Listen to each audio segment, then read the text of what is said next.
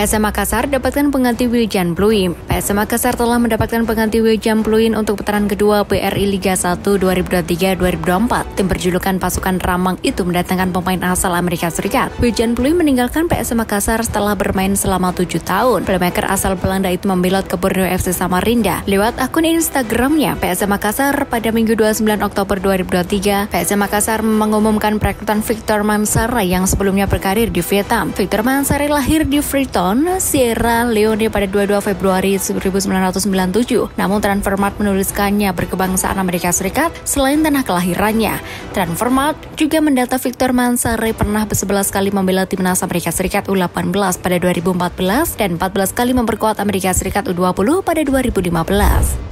Sandy Walsh alami cedera mengerikan. Kabar buruk datang dari Sandy Walsh. Bek timnas Indonesia itu mengalami cedera mengerikan saat membela KV Mechelen di Liga Belgia. Cedera mengerikan itu dialami Sandy Walsh saat KV Mechelen bersuak Cercle Brugge Sabtu 28 Oktober 2023. Pada laga yang digelar di Aktera de Kazerne tersebut, Sandy bermain sebagai starter pada babak pertama. Namun pada awal babak kedua, dia harus digantikan Jonas Malade. Sandy Walsh mendapatkan cedera pada bagian kaki setelah mengalami benturan di area tersebut pada menit ke-45+1. Ternyata sang pemain mengalami cedera pada bagian kaki yang berdarah hingga harus mendapatkan jahitan. Kaos kaki putih yang digunakannya pun berubah menjadi warna merah karena darah. Setelah pertandingan, Sandy Walsh membagikan kondisi terakhir yang dialaminya melalui foto Instagram Story. Sandy Walsh menyatakan dirinya dalam kondisi baik-baik saja.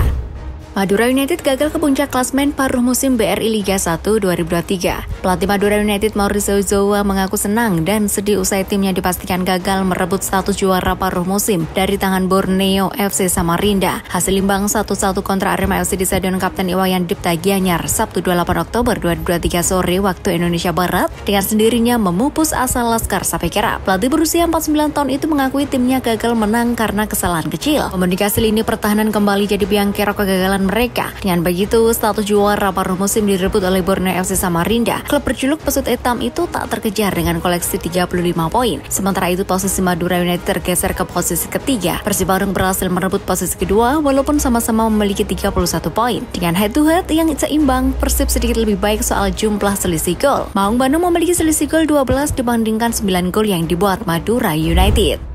Naturalisasi dua pemain Eropa untuk timnas Indonesia disebut sedang diproses DPR. Naturalisasi dua pemain keturunan di Eropa, J.Izes dan Nathan Joaon untuk timnas Indonesia disebut sedang diproses oleh Dewan Perwakilan Rakyat RI. Ketua PSSI Erick Thohir dan Menteri Pemuda dan Olahraga Menpra RI Dito Aryo Tejo tengah berjuang untuk mempercepat naturalisasi J.Izes dan Nathan Joaon demi timnas Indonesia.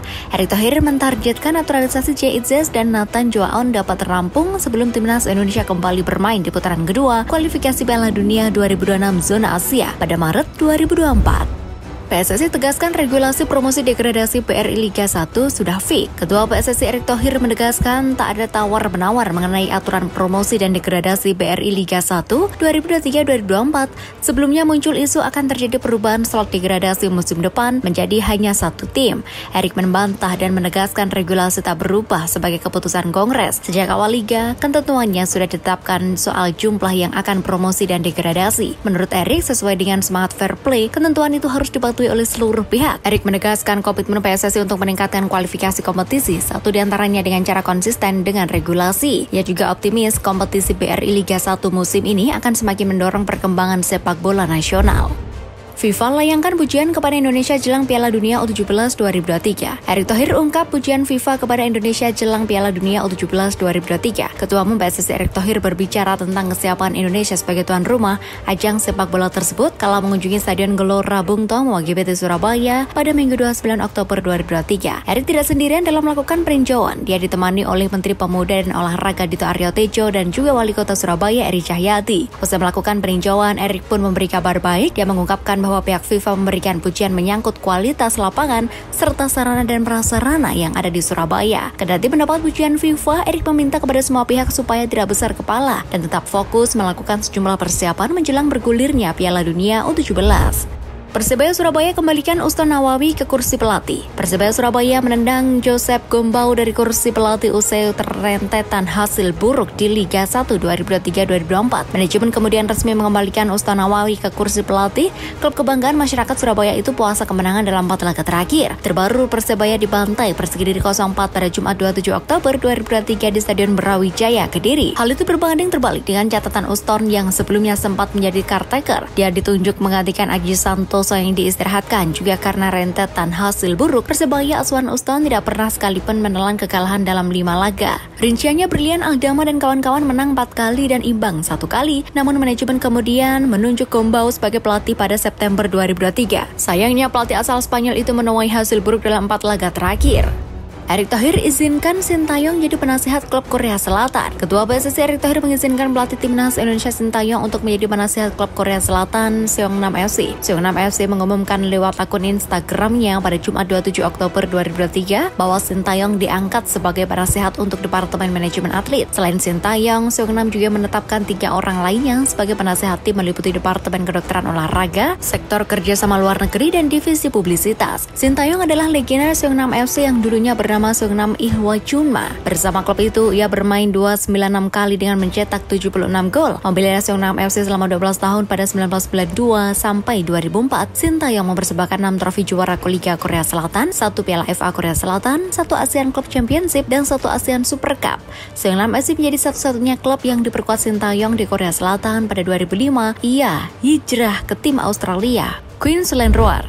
PSM Yogyakarta resmi pinjam pemain muda Borneo FC. PSM Yogyakarta resmi mendatangkan Arya Gerian pada bursa transfer paruh musim Pegadaian Liga 2 2023-2024. Winger berusia 22 tahun itu diboyong dari Borneo FC dengan status pinjaman. Kedatangan Arya Gerian diumumkan melalui akun media sosial resmi klub Sabtu 28 Oktober 2023 malam waktu Indonesia Barat. Manajer PSM Yogyakarta, Razi Aufataruna, merasa beruntung pihaknya bisa mendatangkan sang pemain. PSM harus bersaing dengan sejumlah klub yang menginginkan jasa winger kelahiran Samarinda tersebut. Arya Gerian menjadi rekan pertama klub berjulukan Laskar Mataram tersebut pada bursa transfer paruh musim ini. Winger kelahiran 14 Oktober 2001 itu mengaku senang bisa bergabung dengan PSM Yogyakarta.